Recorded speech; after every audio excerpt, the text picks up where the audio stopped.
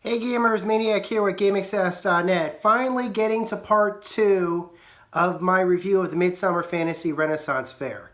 Why is it taking so long? Especially since I left the part 1 and I did that part 1 nearly a year ago. Well, there's a really good reason why I'm doing part 2 now.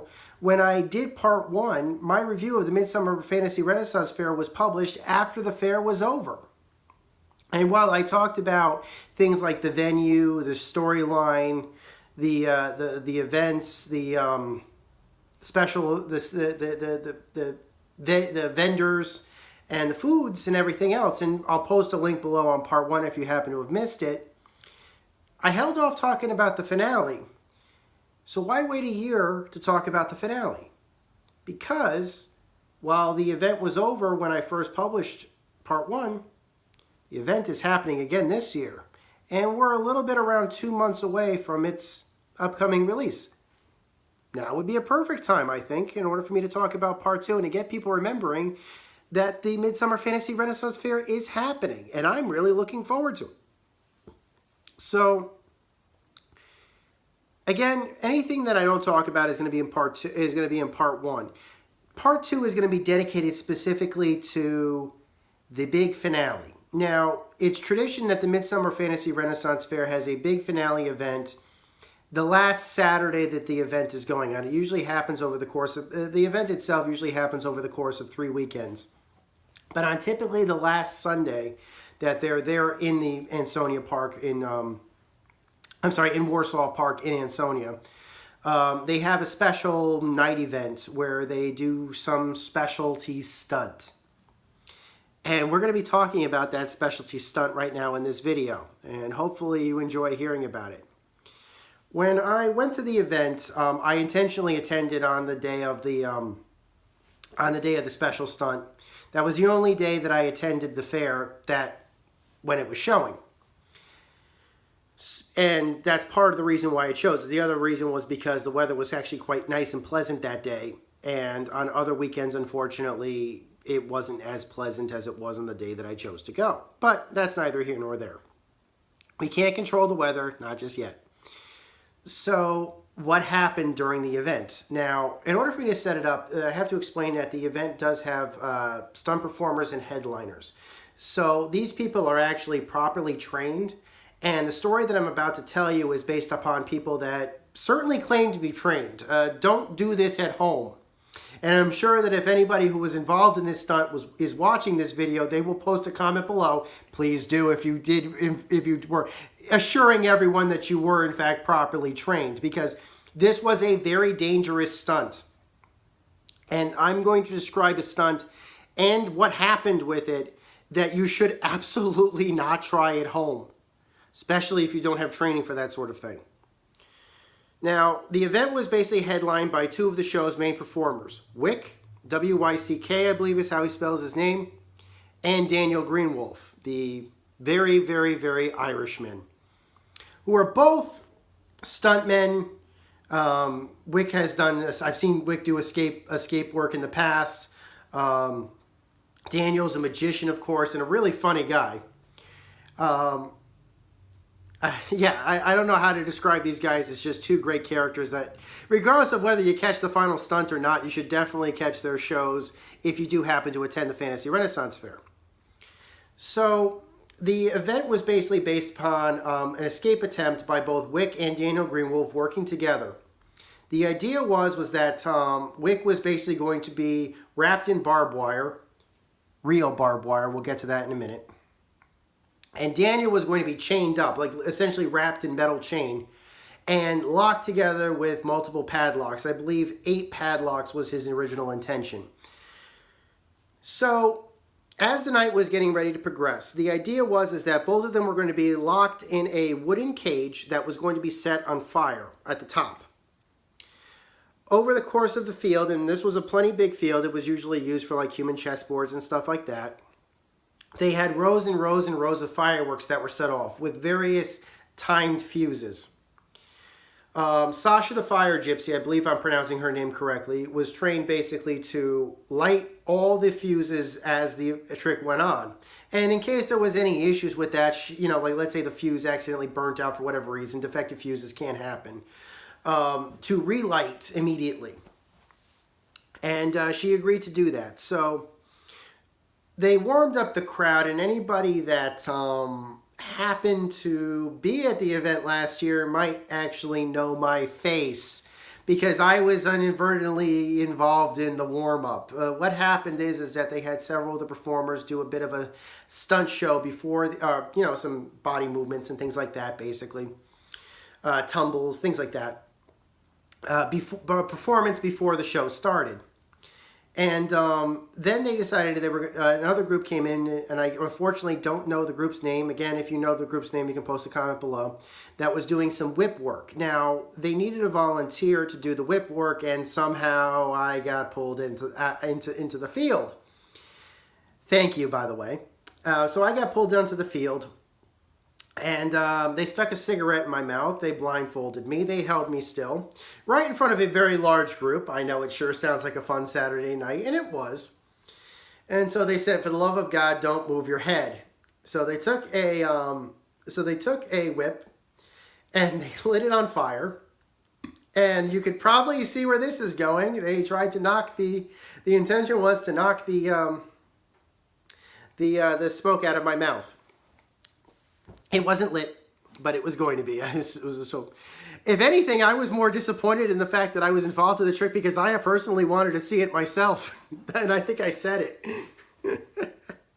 So they blindfold me, they hold it, and all of a sudden something basically tries to knock the smoke out of my mouth, and everybody applauds. And that's basically the end of the trick. I later found out that unfortunately, due to legal reasons, the joke was on me, essentially.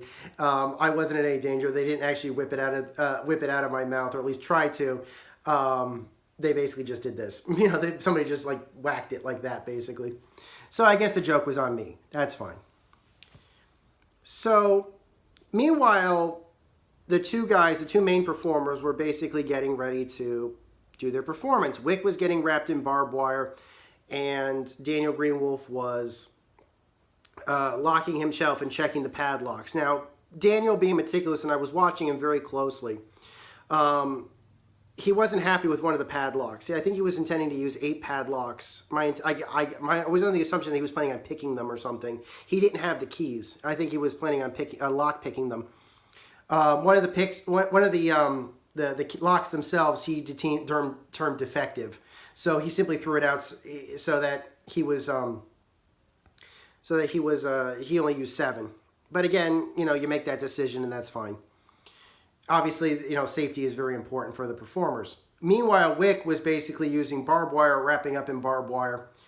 And they had somebody in the audience determine that this was in fact real barbed wire, and I will talk to you as to why I wasn't the person to test the barbed wire, but I did ask the person who did, and they told me it was real. And I believed him, and I'll tell you why later on. But essentially what happened is that Daniel wraps himself up as Daniel's wrapping himself up in chain, Wyck had some leftover barbed wire, and one of the guys dressed up like a steampunk millionaire goes over to Daniel with the barbed wire and says, "Hey, I think we got a little bit left." And Daniel just turned and shook his head and said, "Get that crap away from me." So props to you, Daniel, for that. So anyways, Daniel's wrapped himself in chains. He's all ready. Wyck is wrapped up in his barbed wire. He's ready. Now they had to get into this box that was, again, lit with fireworks. Now, let me explain to you what the danger of this box is. So let me describe to you the box that they were putting themselves into. The box was made of wood. It was a cage, but it was a cage built out of wood. It had very, very narrow slats, enough to get like a hand through, but certainly not enough for a human being to get through. The box was wood, and the intention was, the reason why it was wood was because they were planning on lighting it on fire. There were 2 bars that were holding, basically there were 2 particular pieces of wood that had been cut that were basically being held into place with 2 locking mechanisms, basically key lock mechanisms. The only way for a human being the size of either Daniel Greenwolf or for Wyck to get out of it would be one of them would have to lock pick both of the locks in order for the bar to be released so that they could both get out of the thing safely. Now, in case you're wondering, well, what's the danger of a cage that's being set on fire? There were bombs underneath them. The whole platform that the cage was set on were timed with explosive fireworks. I am not kidding. That were basically designed to go off. Now, my assumption was that they had timed out that with the fuses and with the fireworks that were leading up, they probably had anywhere from about 4 to 4.5 minutes before the final charges went off. That was probably based upon, you know, what they had bought with the fuses and stuff like that, and how long the fireworks were planning on going. So the assumption was that they were planning on they had planned very hard for this trick. But I'm going to be honest with you. There was concern. You know, there was definitely concern about this trick. In fact, I think I remember that whoever it was that built the cage itself, and I think it might have been Wyck, might have said off the cuff, I'm a little worried I was building my coffin tonight. So that just, maybe it was to rile up the crowd or get everybody excited, but, you know, he seemed a little sincere about that. And I was definitely going to watch. So the assistants basically put Daniel and Wyck into the cage. Wyck cannot move, or barely cannot move. Daniel is constricted, but he can move a little bit. But the idea is that neither one of them could basically get out of the predicament to start unlocking this stuff until they had basically taken care of the chains or the barbed wire, and before they could even start unlocking the cage. So they get in, they put lighter fluid all over the top of the cage. Again, kids, don't try this at home. And they light the first, and Sasha the Fire Gypsy basically lights the first charges, and everything starts counting down. Daniel and Wyck basically both hop to it, and they basically just start once they see the fireworks going off, because fireworks were going off along with the fuses. The idea was that as the fuses got closer to the cage, the fireworks would be going off. Now, Daniel was acting beautifully. He's basically working on getting his locks unlocked. Meanwhile, Wyck, and this again, I was looking from the far end of the field, so what do I know? But it looked to me like Wyck was having some serious issue getting out of the barbed wire. Now, I could be wrong about that, but I can make that up for basically what happened at the very end. So minutes start ticking by, and slowly but surely, Daniel and Wyck are basically starting to undo themselves. The top of the thing is flaming. Basically, the cage is on fire at this point. The fire is burning. The charges are getting very much closer. And finally, Daniel gets free. I would imagine it would be about a minute or so before the final charges went off. Daniel finally gets himself freed. Wyck, on the other hand, was not free at this point. He was still wrapped in the barbed wire. I don't know if there was a miscommunication or Wyck had been injured by the barbed wire himself, which was making it difficult for him to get out of the barbed wire. But Wyck was not out of the barbed wire yet. And Daniel basically started working on the cage, basically trying to unlock the cage. He looks back at Wyck. He starts looking. Now, at this point, Daniel is starting to race, or at the very least, it looks like there's some alert in Daniel's face that he can't unlock these padlocks. He's having trouble unlocking the padlocks. I can't remember if he got one of them unlocked or not, but he might have gotten one of them unlocked. But I can tell you this, he did not get both of them unlocked. What essentially happened is that I think what happened was that Wyck basically was injured by the barbed wire.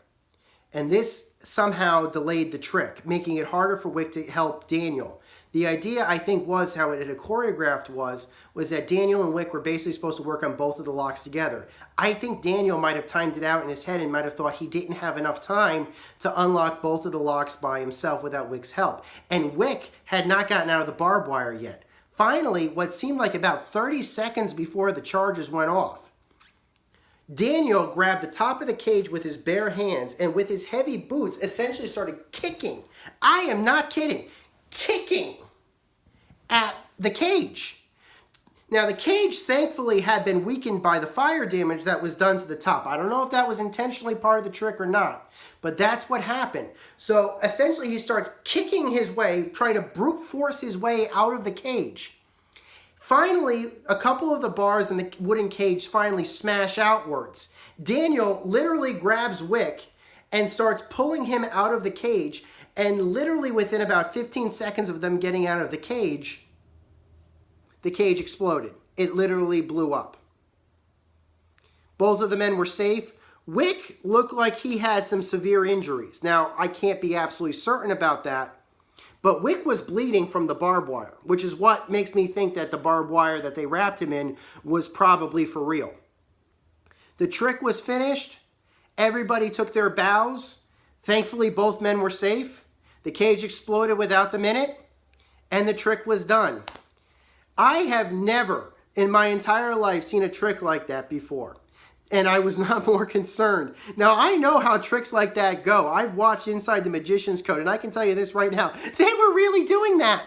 There was severe, this was not a trick. They were really, this was really escape attempt. There was no trick about it. They really did that. So props to Daniel and props to Wick for a great show. If you can check out Midsummer Fantasy Renaissance Fair and see these beautiful performers, I totally recommend it. It looks like an amazing show, and I am so looking forward to this year. Hope I can get to see you guys there. I'll be in a crowd in attendance once again. So until next time, my name is Maniac with GameAccess.net. Take care. Over and out.